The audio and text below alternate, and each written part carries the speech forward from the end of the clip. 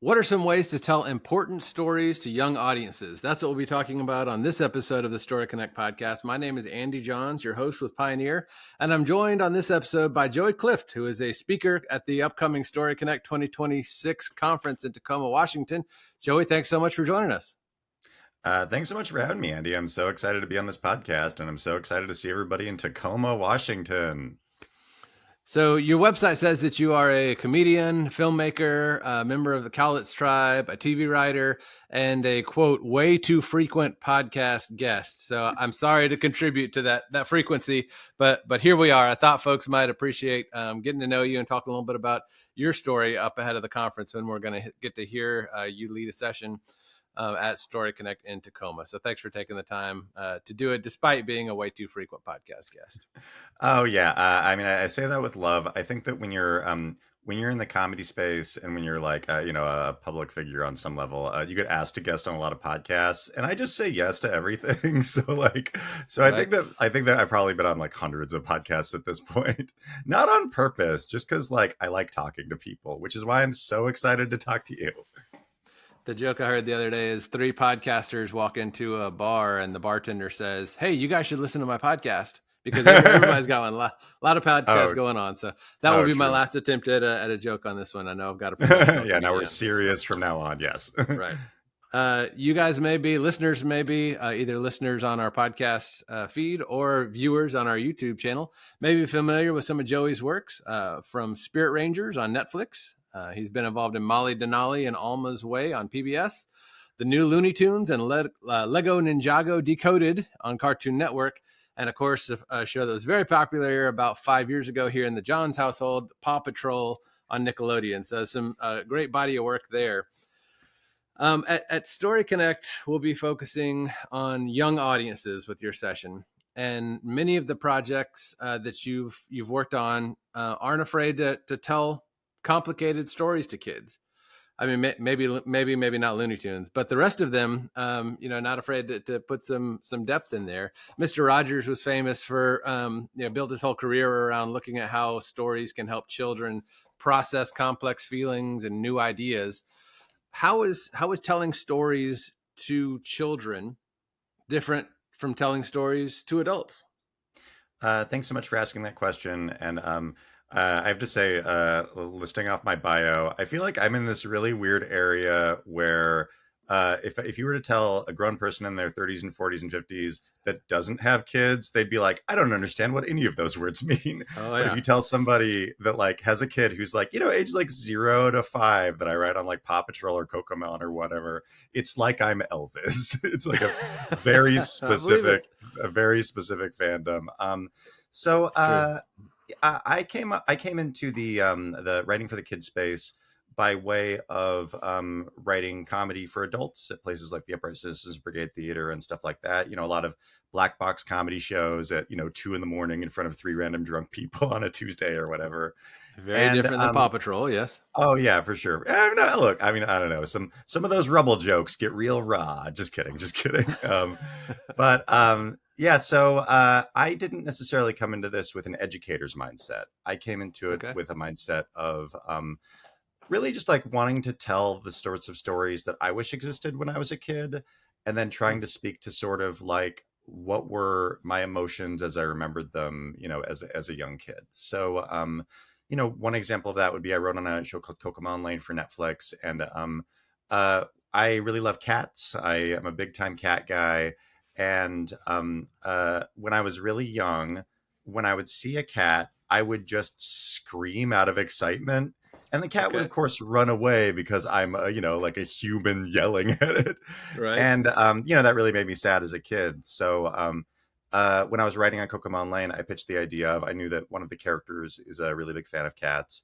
I pitched the idea of like, oh, we should do an episode about that where a kid learns that like, the way that animals show love and excitement is different than how humans show love and excitement. So it was really just about this like little 3-year-old girl learning how to pet cats, or how to get a cat to want to be pet by you. And, that's the sort of thing that as a kid, I really could have used seeing that, because then I maybe wouldn't have just screamed at animals out of joy, Right. And that extends to, a little bit more complicated topics like Spirit Rangers, a show I was a writer, consulting producer on. It was the first kids show in the history of U.S. animation, like created by a native person, the genius Shumash TV writer Chris Valencia, with an all-native writers' room that I was a part of, and native characters played by native actors. And we had the blessing of my Cowlitz tribe to use like Cowlitz characters and the Cowlitz language in the show. And there is such a lack of knowledge for non-natives about native issues that it felt like there was a really great opportunity to tackle stuff that had just never really been tackled in kids media before. Like we had an episode about like why native sports mascots aren't great for native kids. We had an episode about why the U.S. government should honor its treaties with tribes, which I still can't believe Netflix approved that, but I'm so happy they did. And my trick to that kind of thing was, and I think this is like really good for just thinking about it universally, regardless of age group, is taking complex topics and then sort of coding them in something universal. So that treaty episode I mentioned is the message of that episode is it's important to keep your promises, which I think is something that anybody can relate to, regardless of regardless of your age or community status or anything like that. Should be anyway. Should be something. Yeah, for sure. Yeah, hopefully. Yeah. If you're listening to this and you're like, wait, you're supposed to keep your promises, then breaking news. Yeah, breaking news. And then I think it's also useful to sort of cover any sort of message that you want in a joke. If you just lecture at somebody, they're probably not going to like listen to you. But if you can like make it funny, there's like actually like there's research studies that show like that just people's ability to like retain and accept that information is a lot greater. So, a lot of it is like thinking of what is the universal core of what this thing is. And then also, how do I make it funny? Perfect. I'm not the professional you are, but I'm not going to ask if you've gotten over the whole screaming at animals things. People will have to come to Tacoma StoryConnect to find out, because there are seals and other animals there. So if you want to find out whether Joey still squeals with excitement when he sees an animal, you'll just have to come to Tacoma and find out. Oh, I still do. But like the thing is sometimes I still do. I just know that I'm not supposed to do that. Understood. So some of your some of the work, obviously you talked about the comedy in between the children and then the adults. There's that kind of tricky youth age. We've got an 8th grader here at the John's house. That's a little bit different of an age when you're talking about the teenagers and kind of the early 20s. And I think if I understand right, like the POW film, which we'll talk about in a little bit, that's geared towards maybe a little bit older group than some of the Cocomelon and Molly of Denali. But what about that next stage up once you get beyond kind of the elementary school age? What are some of the, is it the same, some of the same tips and tricks to reach them? Or is it the things really get different then? Yeah, I mean, I think that like first off, my condolences for having an 8th grader. Oh, that's such a rough time. Yeah. So I think that like, I mean, once again, it's different because it's different age groups, but it's similar in that I just try to tap into how I think I felt about things at that age. And I think that when I was middle school, junior high, early high school, I really just felt like people didn't really listen to me. And I just I think that I try to think about it in those terms of like, really treating, I think like not wearing kids' gloves when talking to people that are that age, being honest. And then also like understanding that their POV and perspective is, authentic to their current, emotional experiences and all that. So like, I try to think about like, okay, what is something that if the age group is Cocomelon age 1 to 3, or Spirit Rangers age like 5 to 7. I try to think about like, okay, what is a 1 to 3 year old would I understand, or what is a 5 to 7 year old would I like, respond to? Or POW, the age range for POW is probably like, 8 to like 14 or something like that. And I try to think about like, oh yeah, when I was a kid. So POW is about a young native kid trying to find a place to charge their video game console to powwow, and it's based on my experiences going to powwows on the Tulalip Res in Washington State. And it's just trying to really tap into like, okay, like how did I feel at a powwow, like when I was that age, when I just wanted to play video games and just stay in my room, and then trying to kind of like speak to that version of myself. I mean, really what I'm doing is like therapy for different stages of my life that everybody else just kind of gets to experience through the things that I watch or things that I work on. Makes sense. And folks will have an opportunity to, we are proud to be able to show POW, a screening of POW at StoryConnect in Tacoma. So folks will be looking forward to getting to see that. It's a short film. It's kind of the 12 minute range, if I remember right. Yeah, it's about it's like 8.5 minutes, and the best way to describe it is it's like a Looney Tunes short meets Reservation Dogs, and it's based on my experiences going to powwows as a kid, but also growing up, I loved, shows like Looney Tunes and Pixar shorts and things like that. But I never really saw like contemporary native characters kind of being allowed to be funny in those spaces. So my goal with it was to create something that could kind of like, show that a young native kid could be as funny as Bart Simpson. There you go. I like it. And that leads perfectly to the next topic I wanted to move to. We're talking about audiences with children. You've dedicated a lot of your time and effort into telling modern Native American stories and promoting Native comedians. I know you have the whole web series about that. Talk me through some of the challenges there in getting those Native stories told, and why it's been such a cause for you. Why does it matter? Why put in the effort that you have to amplify those voices and get out there? I mean, my Native identity has been like an important part of my life, for my whole life. And for a long time, that kind of existed on a different track from me being a big fan of comedy. Like my first, comedy pieces that I wrote were, like sketch comedy videos about like Spider-Man or whatever, where I'm not necessarily bringing my Native stuff to that. Yeah. And part of the reason for that is that I just didn't see Native comedy on TV. Like I didn't see Native comedians on TV growing up. I mean, it was to the point that like I loved comedy, but I didn't think I was allowed to work in comedy. So instead I went to school to be a small market TV weather guy because that felt like, an attainable way to get paid to make people laugh. I went to Washington State University, Edward R. Murrow College of Communication, shout out to Cable 8 Productions. Nice. And Right. A bunch of my professors kind of explained to me that I could just work in the entertainment industry. I moved to Los Angeles and got really involved in sort of Native Hollywood, the section of Hollywood that, where most Native folks congregate. It's sort of a loose collection of like 500 or so folks, while also getting really involved in sort of the mainstream alt comedy Los Angeles scene, places like, the Upright Citizens Brigade Theater, Second City, and stuff like that. And I knew all these super funny Native comedians doing a lot of great stuff in Native spaces who weren't getting opportunities at places like UCB, which shows like Saturday Night Live and the late night shows use as kind of farm teams for their stuff. Mm-hmm. So once I progressed in that scene and saw that there weren't really other Native folks getting the opportunities I was getting, I really made it a goal of mine to try to like be very vocal about my identity while also trying to kind of like pry the door open for as many other Native folks as possible to kind of get in the door as I could.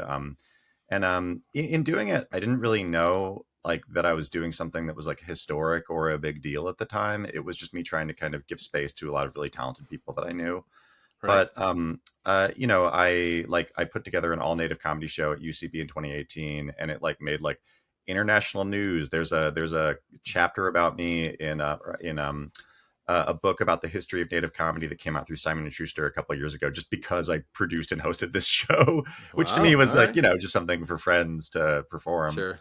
And, as I was doing this, it really struck a chord with me realizing that like, Native folks, up until recently, we weren't really seen in the media outside of, like Native sports mascots or people getting shot in the back by John Wayne, which I would not call authentic Native representation. I would not think so. I think that when I was coming up, I was sort of coming up at the time where people were kind of becoming more aware that Native stories, one, Native people still exist, and two, our stories deserve to be in the media and have validity. So, it was kind of a combination of like what I wanted to do comedically at the time, and then also just like what sort of where we were in kind of the Native storytelling movement. But it's been so cool, and I really am so blessed that I get to be a part of this movement, and if I'm able to help other folks get in the door, that's something that I'm like deeply proud of that I get to do, while also just introducing non-Native audiences to all these super funny Native folks. Like I'm always, whenever I'm working on anything, even if it's not like when I was writing on Rubble and Crew, which is a Paw Patrol spinoff, and I was not hired on that as like a native writer. I was just hired as like a comedy writer. But like one of the first things I said in the writer's room was like, can we have a native character? And they were like, of course. So then I helped create a native character for the show. It's a kind of like a quiet activism for me to try to up native representation whenever I can. Yeah, you spoke a little bit about the mainstream reaction to that. It sounds like it was overwhelmingly positive. Can you speak a little bit to the reaction to any of that among the native communities? Obviously, no group is a monolith, and everybody's different. Every tribe is different. But what have some of the reaction or response been from folks in the community? Yeah, for sure. One to answer the second part of your question about sort of difficulties about telling native stories is one thing that's been difficult with it is that most of the decision makers in the entertainment industry, or all of the decision makers, are not native, and because like there's a research study that came out showing that like 87% of U.S. schools don't teach native history after 1900. So there's just this like big knowledge gap between what non-natives know about contemporary native people and what natives know about contemporary native people. So if I'm pitching a joke about like fry bread or Indian tacos in the room, it's hard if I'm pitching that to somebody who does not know what fry bread or a powwow or anything like that is. Sure. So sometimes there's a little bit of a knowledge gap, but I feel like recently over the past couple of years, decision makers in Hollywood have become aware that they don't know that stuff, and they've really like acquiesced to me and a lot of other native creatives and sort of like leaned on us to make sure that they're telling their stories the right way, which has been really great. Like I feel like it used to be people saying like, I want a native character and he should have magic powers, I guess. Now go write it. And I'm like, but I don't want to. Whereas now it's more of a conversation of like, okay, we kind of want to have a native character that does stuff like this. Can you help us figure out how to do that the right way? And bringing in, consultants and making sure that native actors are playing native characters and all that stuff. The response within native communities, yeah, for sure. Like native folks aren't a monolith, but I feel like, I don't know, truly nothing but love for my people from the stuff that I'm doing. And it's truly like, for me, like I pitch and sell, TV shows, and I do a lot of high pressure stuff in the entertainment industry. But like, I have never been more nervous in my life than like screening my work in front of elders for my tribe. Because it's just like, oh, like if a Netflix exec or whatever doesn't like my thing, it's fine. But if an elder from my tribe doesn't like, a Spirit Rangers episode, I'm going to hear about that for the next 30 years at powwows, And, I feel really fortunate and lucky that, my community generally is very, very positive and proud of the work that I'm doing. And, I have been lucky to screen my work for a lot of different tribal communities, and I've, felt nothing but love from, native folks. And, of course, we have like more nuanced conversations about sort of like, okay, this joke is about this. Is this a thing that we should tackle as a community? But that's something that's been really nice about like working on a show like Spirit Rangers or something like my Gone Native series or my short film POW is I try to put as many native people on the team as possible because they're, incredibly talented artists, but also because it allows us to kind of have those nuanced conversations of like, okay, what are we trying to say with this? And, it's very, fortunately, nobody's dragged me on Facebook yet, but it has been really cool to screen it for native communities and just seeing native folks, respond to this stuff. Yeah, and what a great, even the story that you've unfolded right here, where you coming up didn't realize what all the opportunities were. Now, when somebody in one of those communities sees what you're doing, all of a sudden the horizons are a little bit broader. So I think that's an amazing spot to be in. Shifting gears a little bit, so you're on so many different avenues. We talked before, comedian, TV writer, filmmaker. Now, all of the different platforms that you're on. When you've got a good story, or when you have an idea for a good story, how do you go about deciding which platform or which media? Does this go in more of a comedy act? Does this go into a script somewhere? How do you go about making those decisions once you've got the story on which media and which platform to use? Wow, nobody's ever asked me that question. I'm excited to talk about this. So, I think I start with, is this an idea that excites me? And then I kind of figure out the platform after that, if that makes sense. So, I always try to start with like, if it's like a narrative, like a story, I try to start with the story and then like, oh, does this feel like a story that I'm excited by? And then you kind of have the conversation with yourself is like, okay, is this more of a series? Is this just like a tweet? Right. Is this a feature? Is this a short film? But I also try to think about something as like everything I do, I kind of view as like a potential idea seed. So Hmm.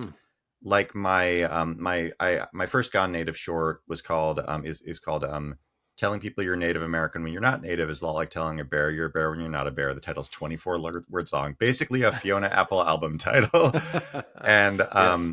I originally made that just to screen at that UCB comedy showcase I did back in 2018, and then I figured I'd just like put it on YouTube or whatever afterwards.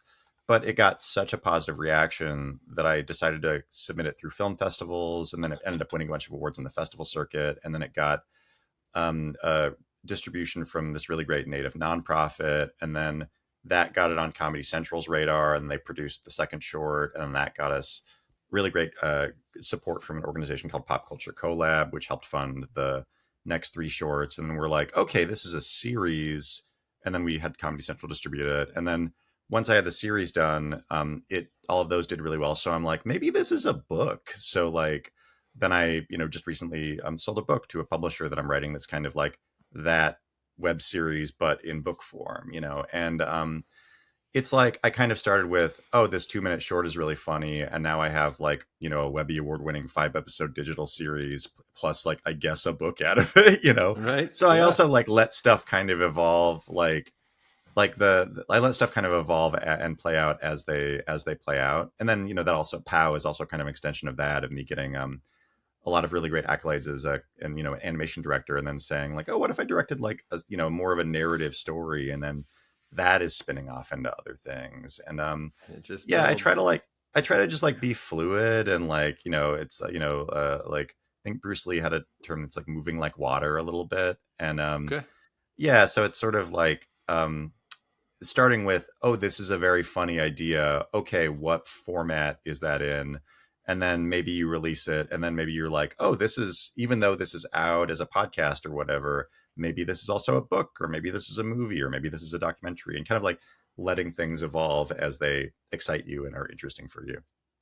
You go Bruce Lee, I'll go, oh brother, where art thou? You're mass communicating, so you're all over the place, man of many media. So if we're, I like what you said there about the idea seed. So let's, somebody who the answer to that last question could have been, well, the story goes wherever the next deadline is, because I know, like I you mean, said, a kind of lot a of it little is bit, high pressure. a little bit, yeah. Where do you go when you go back and you look at the bucket and the idea seed bucket is fairly empty? Where do you go to find these next stories to keep the creative, to keep that creative inspiration going? I mean, part of it is exactly what you're saying, is like, oh, the deadline is the motivator, the deadline, and Turns out it's a good motivator. yeah, sometimes the deadline is like, oh, rent's coming up, better get some good ideas flowing, Right. But yeah, so I don't do it as often as I would like, but there's this book called The Artist's Way that Okay. my mom is she paints murals for a living, and she's an artist for her career trade, and she actually Wonderful. gifted me a copy of this. And one of the things that The Artist Way talks about is this thing called morning pages, which is when you wake up in the morning, one of the first things that you should do is like set an alarm for 5 minutes, and then just pull out a notebook and then just kind of free write. And sometimes that free writing is, sometimes I'll like go into it with an agenda of like, okay, I'm going to come up with like comedy video ideas. And then I'll just sort of, spend 5 minutes in the morning, on a Monday, churning out a bunch of like half ideas. And it's also like giving myself permission at that point for those ideas to not be great, just Sure. like writing kind of whatever comes Just to get them on mind. paper. Yeah. And then I'll do that for like a few days in a row. And then at a certain point, maybe for my next, morning pages or whatever on Thursday, I'll like look through all of my ideas, and I'll say like, okay, I wrote 20 ideas that were like kind of just word vomit out of my mind. And then I'll go through and say like, okay, these like 4 have potential. And then I'll kind of go through and like sort of beat them out and like write a little bit more about what, like, okay, is this a web series? Is this a, a short? Is this a feature? And then I just kind of like follow that until it feels like, okay, I have one idea that like is really coming to the forefront. I understand what it is. You know, if it's a comedy, if it makes me laugh. If it's not a comedy, it makes me feel emotions other than laughter. Sure. And then I'll kind of go more into like the production of like, okay, writing the outline. Okay, let's go. I'm telling my manager about this or whatever. Then You it know, starts getting real. Yeah. yeah, for sure. But I think it's like letting yourself kind of exist in sort of the free creative space. Like that bear short, that came about through one of those kinds of things. I mean, back in like 2018, where I was just like, I want to do like a short animated video. Here's like 50 ideas. Okay, this one just based on a title makes me laugh. And then I just like freehand basically wrote the whole script out in 5 minutes. And then like the version that I actually made, a couple months later was like 90% the same as the one that I free Oh wrote out. wow. Because also sometimes an idea just comes out fully formed in a Sure. way that's very convenient. Yeah. But If yeah, only they it's were just all like, that easy. Yeah. yeah. But I think it's just like that to me, whenever I need to like go to the well, Hmm. that to me is a useful thing. Is just like morning pages and using that to kind of like vomit out a bunch of half ideas. And then eventually you'll be like, oh, okay, some of these don't suck. And then you'll, you know, progress down the path with those. And part of it too is like resources. And it's just like, if my idea is a $500 million Michael Bay movie, then I'm like, maybe I should not go down that path unless I know how to get that made. Whereas, Yeah. oh, Hang this on to that is one. Don't lose it. But yeah, yeah. don't lose it. But maybe like, oh, this one feels like, this is a show that I could pitch to Netflix, and I know people at Netflix, so that feels like a realistic thing to get made. It's also looking at your resources and looking at what you could like. If your goal is to get something finished and done and exported and on the internet, then it's like also having that in mind of like, okay, what could you Right. realistically like do? Right. Last question I have for you here, and this is something a lot of our clients, our members struggle with. You are fairly omnipresent online when it comes to having conversations, promoting your work. I saw all the different social icons on there, including Threads, which not everybody's into. But how do you decide where to be when you are, with the persona that you have curated online, that promoting your work, that sort of thing? How do you decide? You can't be everywhere. So how do you decide where to be and what messages go where when you're talking about either your own career or promoting your work? So as a comedian TV writer, one of the most important things for me is to be like easily Googleable. Like Mm-hmm. I need to be somebody where, if somebody hears me on a podcast or sees one of my videos or something like that, and they want to hire me for work, like it's important to me that they can like Google me and see like, oh, this person, they're on Instagram. I'll send them DM, or here's their email, or here's, Sure. their Blue Sky or Threads or Twitter or TikTok or whatever. So, or like LinkedIn is popular for a lot of folks too. So, yeah, it's just sort of being easily findable because you kind of never know, especially if you're somebody that's like a little bit in the public light. If somebody's going to want to contact you for like different jobs and opportunities, and a lot of my writing jobs have come from somebody listening to me on a podcast or something like that, and then finding me on LinkedIn and sending me a DM. So it's just being Googleable is, I think, the way that I like to think about it. And as far as like where I kind of split my time, I mean, like I would say that I'm not an influencer. I'm like a writer with a social media account, if that makes sense. Okay. So pretty much most of what I'm posting online is like, "Hey, I got a screening coming up this weekend," or like, I'm on the StoryConnect podcast this week. Check it out. It's more Sure. like promoting things that I've done. Like, so I'm not on, like Threads posting, every random thought or something like that. Right. Sometimes I am if I'm not working and bored, then yes. Sure. Um, and then, like I think that all the different social media profile or all the different social media accounts have sort of different purposes. Like I think, like for me, Facebook is where sort of my friends from high school and like my, like and my extended family are. So Right. that's where I look for kind of that content. Instagram has become kind of weirdly a professional profile. Like I think that to me is the new business card. If I'm at, a party or something like that, and I meet somebody and we hit it off, I'm not saying, "Do you have a business card?" I'm saying like, "Oh, what's your Insta? We should Yeah. connect." Like Twitter is probably the profile that I just kind of doom scroll on the most, Right. And then, LinkedIn is good for professional networking purposes. It's sort of like Sure. you get to define what each of those kind of mean in your life. But that said, I think it is important if you, I think it's important for everybody to have a LinkedIn. And then I think it's important to just be somebody that you can be findable online, just in case somebody wants to reach out to you for an opportunity, especially if you want to do stuff in the public space. It's like, a speaker, comedian, writer, whatever. Makes perfect sense. Joey, thank you so much for sharing those insights, and look forward to hearing more from what you have to say at StoryConnect coming up April 13th to 16th, 2026 in Tacoma, Washington. StoryConnect.com for all the details there. Joey, thanks again. Yeah, thanks so much for having me. See everybody in April. He is Joey Clift, speaker from StoryConnect. He's also a comedian, filmmaker, member of the Callous Tribe, TV writer, and one more podcast to add to his list of podcasts he's been on. I should shout out. Wait, if you're coming to StoryConnect in April, my tribe's casino is just south of Tacoma in Richfield, Washington. So, look, if you want to, take a little vacation at night, or if you want to stay an extra day, my tribe's casino is really fun. Bingo. Good to know. We do have inside bingo information. Yeah, we do have bingo. that folks get on the StoryConnect podcast. So I'm your host, Andy Johns. Until we talk again, keep telling your story. StoryConnect is produced by Pioneer Utility Resources, a communications cooperative that is built to share your story. StoryConnect is engineered by Lucas Smith of Lucky Sound Studio.